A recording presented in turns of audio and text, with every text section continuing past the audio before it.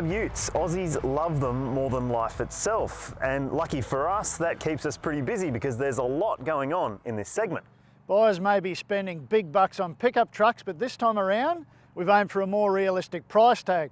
These three are the top sellers in their segment. Our test this time around focuses on the newly updated Mitsubishi Triton GLS Premium, which is the range-topping model for that ute. We've got it here against the Toyota Hilux SR5 Rogue model, which is second most expensive in that range. And of course, we've got the Ford Ranger. It won our last test, but this time we've gone for the XLT model, which is third from the top of that ute's lineup.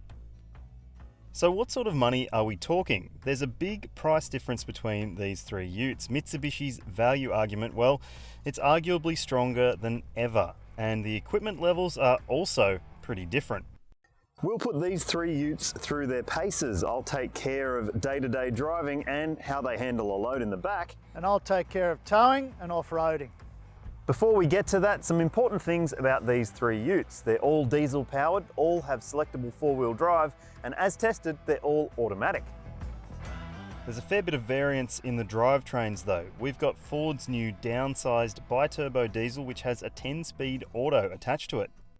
The Triton may have been updated, but the powertrain hasn't seen massive changes, apart from a new transmission with 6 gears. The Toyota, it's running the same drivetrain as our last test, with the biggest capacity engine here and a 6-speed auto too. For this test, we've got a Jayco Journey Outback Caravan which tips the scales at more than 2,500 kilograms. Our three utes all have a factory tow bar fitted and 2 have a hardwired electric brake controller. But we had to use a portable system for electric brakes in the Triton. Our mates at Jayco Nowra have let us borrow this. It's more than 8.5 metres long when you're towing it. It's more than 2.5 tonnes empty. It should be a pretty decent challenge for our three utes. We've even whacked on some trailer mirrors to see what's going on behind us. Let's see how we go. Only the Ford has the maximum 3.5 tonne capacity for a brake trailer, which is the segment standard.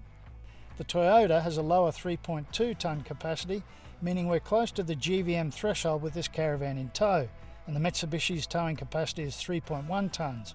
Keep that in mind if you want to haul a big van. The Triton was the least settled of the three when towing. It never really felt completely comfortable with the caravan behind. It was a case of the van almost dictating the Triton's movements rather than the other way around. There's adequate pulling power, but it's delivered in a patchy fashion. The Hilux was a definite improvement over the Triton, but it still never seemed fully at home with the load. Ride remains too firm, even with that big van on the back, and that's in keeping with the Hilux tradition. It's not nearly as smooth as the Ranger in all aspects, but it's marginally better than the Triton when it comes to towing. When you're towing, confidence is a huge thing, and in the Ranger you've got plenty of that. From the buttery delivery of power through that 10-speed transmission, the gear selection is always pretty thoughtful, pretty spot on, through to the suspension, solid, settled, composed, you always feel in control. When you're towing with the Ranger, it's the king.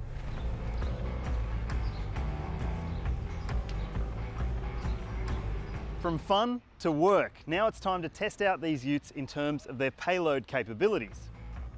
There's a bit of a difference between these three in terms of their payloads. The best in this test is the Ford, with a decent advantage over the other two utes. That could mean the difference of having to leave something behind or fitting everything in. Our mates here at AgriWest Rural CRT in Bomaderry have lined us up with 550 kilos of weight to see which of these utes is best when it comes to hard work duties. Let's find out. The Mitsubishi had a slightly more twitchy ride and marginally slower steering, but it was pretty close to its rivals. The Toyota was firmer overall than its competitors, and that meant it felt a little bit more controlled over offset bumps. The steering was precise, but the brakes were too soft. The Hilux feels like it should have 550 kilos in it at all times.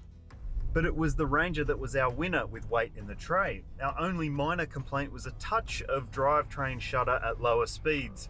But in general, the ride, the steering, the handling, and the powertrain make it the most effortless of these three.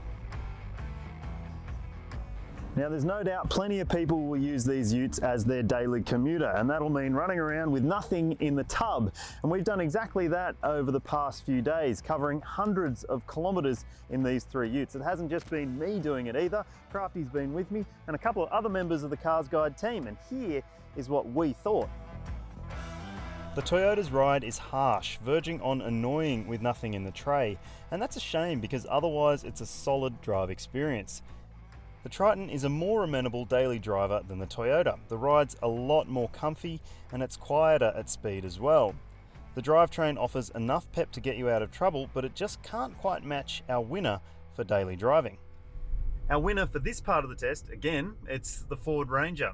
And it's not only because it offers the best ride comfort, but also because of the powertrain. It may be a downsized engine, but the 10-speed automatic transmission does a really good job of using the power, and it's got really good acceleration too.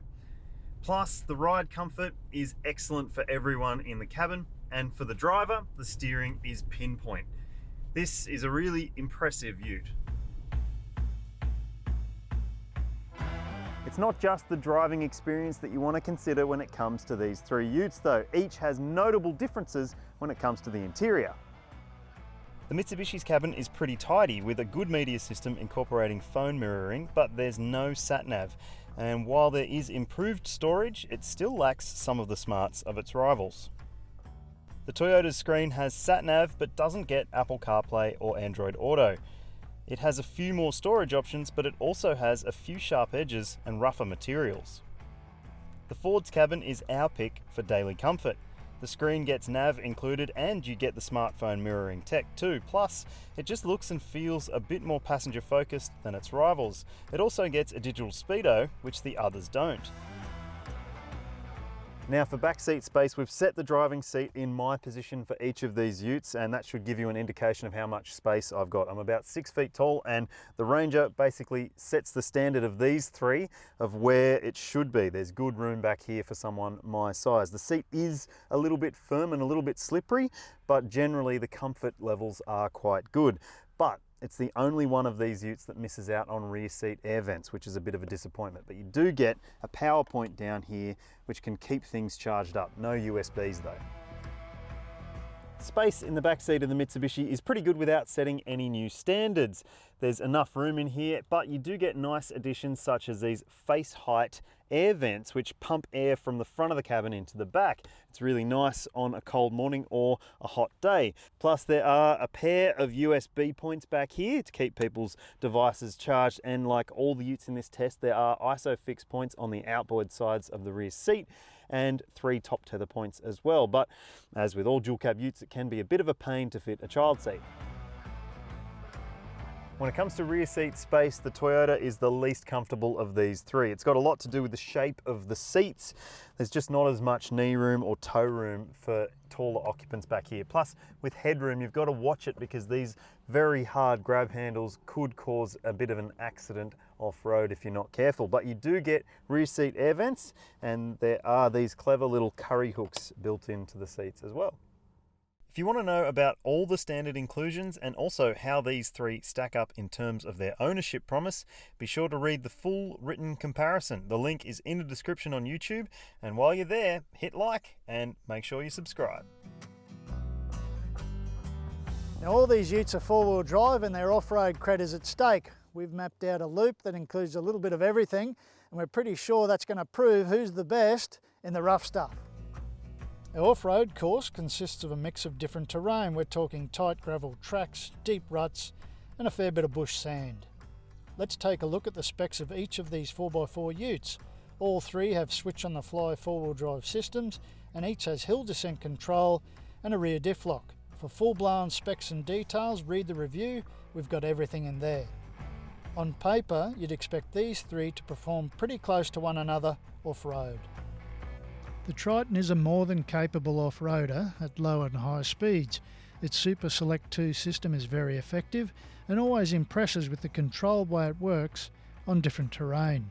Its often criticised back end, which sticks out a fair way behind the rear axle, is not a serious hindrance, and its impact on the departure angle can be largely overcome by driving to suit the Triton's dimensions and the terrain you're on. Diff lock, slow range gearing and a robust all-round four-wheel drive setup make the Triton a real goer in the bush. But, by increments only, it's not the best off-roader of this bunch. The Ranger is comfortable and capable off-road as always, but it simply never seems as ruthlessly effective as it should be, especially in this three-way test. It gets you through no worries, and the ute itself is highly manoeuvrable off-road, but the Ranger just falls short of being as composed and as spot-on as our bush driving champion. Some sections of sharp corrugations rattle our off-road winner a fair bit, but little else out in the bush ever troubles this Toyota. While the Rogue is by no means the pick of the Hilux mob, it's really just an ultra-accessorised version of the popular ute. It does have the lineup's proven bush-ready four-wheel drive system, a tractable turbo diesel engine and tough-as-nails all-round setup that are big pluses in its favour. Now the Hilux has that strong off-road tradition, and that's evident when you start four-wheel driving. It's sure-footed, stable, it always feels safe and settled, and it just can't be beaten on this sort of stuff. Sure, the rider's a little bit too firm on fast gravel tracks, but you can forgive it that because it's great at everything else. Well, that was comprehensive. More than a few hundred Ks and a couple of days of testing. And here we are, Crafty. Do you reckon we've come up with a winner? Mate, I reckon so. Surely, after off-roading, driving on-road, towing a caravan, pretty big van, and also throwing a load in the back, we should have some idea of who's winning and who's second and third, and we do. Yep, and in third place again for our 3-ute test is the Toyota Hilux. Unfortunately, despite looking really tough and offering some serious tough ability off-road, it just doesn't stack up when it comes to value for money, especially in this SR5 Rogue spec. It is a good unit, but if you're talking value for money, mate, I can't go past the Triton. I mean, that thing packs a lot of features in, a lot of standard features, a lot of safety gear. It's really a whole lot of ute for the price. And that GLS Premium offers a lot of value, mate. And even further down the range, you can take your pick. Exactly right. Now, when it comes to value, we had the Ford Ranger XLT, which is the third model down the range in the Ranger lineup. But geez, it was impressive. It nailed it pretty much across the board, didn't it? It did, mate. I mean, that thing is next level for me. I mean, it's safe, it's settled, it's always well composed, and that's with a load and without a load. It's pretty good off-road and it's damn good on-road. I mean, as a daily driver, that thing really excels. Yeah, and if you tow often, then it's easily the pick of this trio. And overall, it is our pick of this trio. Tell us what you think. Did we get it right? Let us know in the comments section below. And also, you'll find the full detailed written review in the description. So make sure you have a look. And also, don't forget to hit subscribe.